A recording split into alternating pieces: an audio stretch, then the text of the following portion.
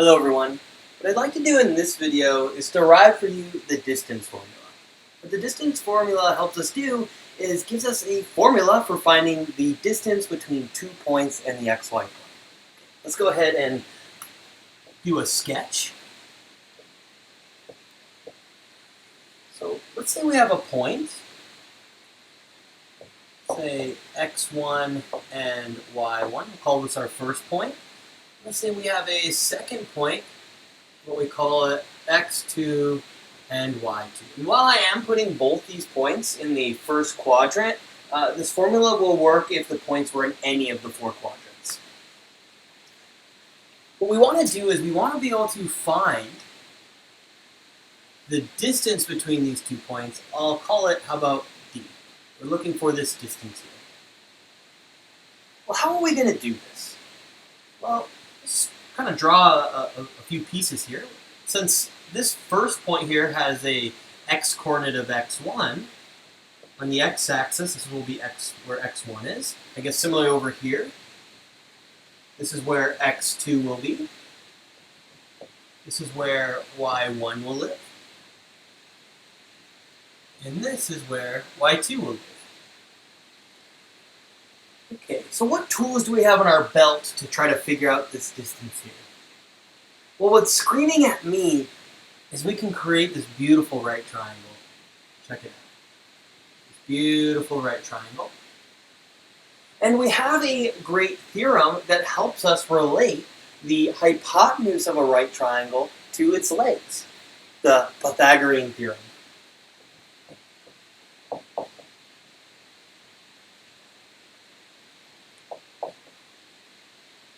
So what the Pythagorean theorem here says, if you've never heard of it before, it says if we have a right triangle, now a lot of times when you are looking up the formula for the Pythagorean theorem, they usually call the hypotenuse C, and then they call the legs A and B.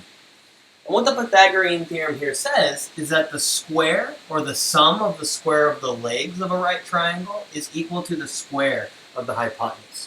Or it says that a squared plus b squared, the sum of the square of the legs of the right triangle, will be equal to the square of the hypotenuse. What I'll go ahead and do, if you've never seen the Pythagorean theorem before, if you've never seen the proof of the Pythagorean theorem, I will go ahead and link a video for you. I'll link a video where I go through the proof of the Pythagorean theorem. Okay, here, let's try to use the Pythagorean theorem on this specific right triangle. So what we need to do is we need to figure out the lengths of the 2 legs. Well, let's see. If we want to know what the length here is, well, from the origin to here, this is a physical length of x2.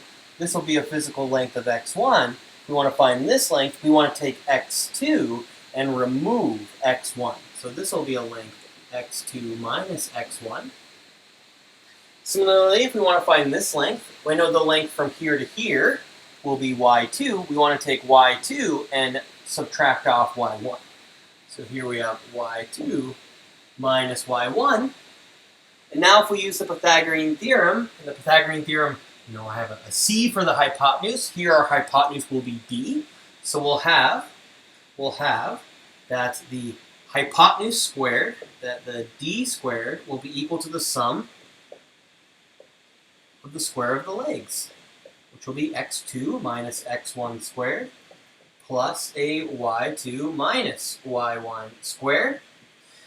And now we can just take the square root of both sides, so we'll have that d will be equal to the square root of x2 minus x1 squared plus a y2 minus y1 squared. And here is the famous distance formula.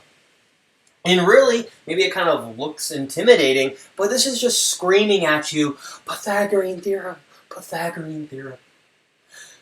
I guess also, if we did square root both sides, you might be thinking that we would have a plus or minus here, but since we are thinking about this being a physical distance, we want distances to be positive, so that's why we're choosing the positive root. Okay, let's go ahead and do a couple examples with using the distance formula. Okay.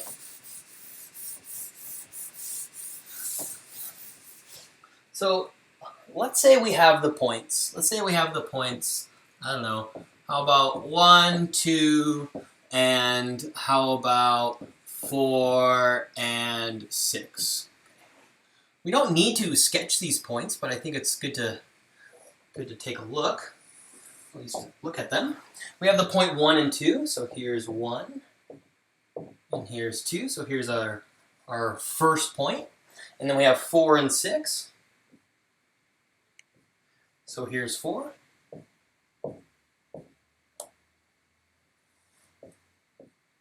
And 6. Here's our second point here. And we're looking for this distance here, distance D.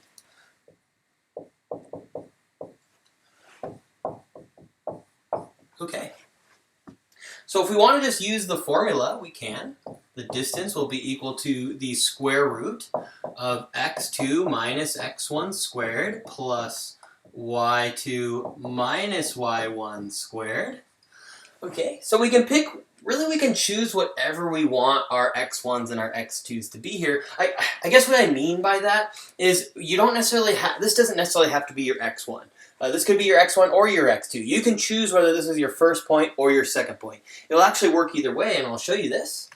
Let's say we call this one our first point, so x1 and x2, or sorry, x1 and y1. And let's say this is our second point, x2 and y2. So if we plug everything in, we'll have our distance will be equal to the difference in the x-coordinates. So that'll be a 4 minus 1 squared, the difference in the x-coordinate squared, plus the difference in the y-coordinate squared. So we'll get a 6 minus 2 squared. So it looks like we're going to get the square root. That'll be what? 3 squared plus 4 squared. So what are we going to get here? This is going to be what? 9 plus 16. So I think this will be the square root of 25, or this will just be 5. Okay. So this distance here, D, is going to be 5. Now I just want to notice here that if we actually would have flipped these points, we would have got the same exact answer. If this was x2 and this was y2, if this was, let's say, x1 and this was y1, okay, the big difference would just be the order of subtraction. Okay, so now it would have been 1 minus 4 and 2 minus 6. Okay, so 1 minus 4, that'll be a negative 3 squared, plus this will be a negative 4 squared, but because they're being squared, these are just going to turn out positive, so we're just going to get a 9 plus a 16, or we're still going to get out the square root of 25, which is 5. So because these pieces here are being squared, it doesn't matter which one you choose as your first point or your second point, you'll still get the same answer. Okay, let me show you how this works if we actually have points that aren't all in the first quadrant.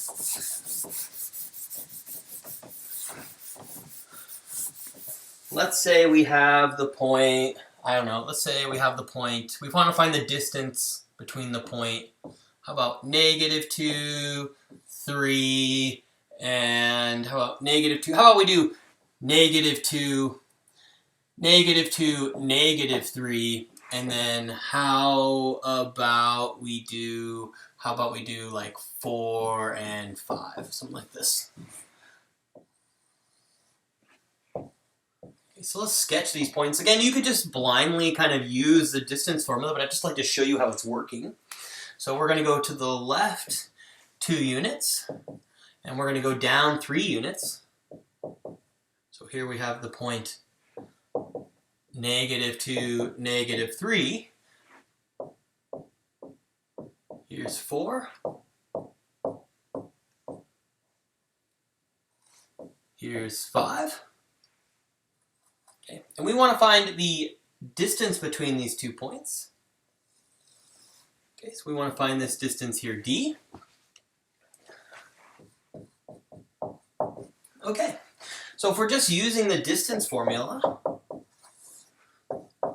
x2 minus x1 squared plus y2 minus y1 squared, all square rooted. It doesn't matter which point you pick. Let's say, I know we can make this our x1 and our y1. We can make this our x2 and our y2. So if we do the subtraction, what are we going to get here?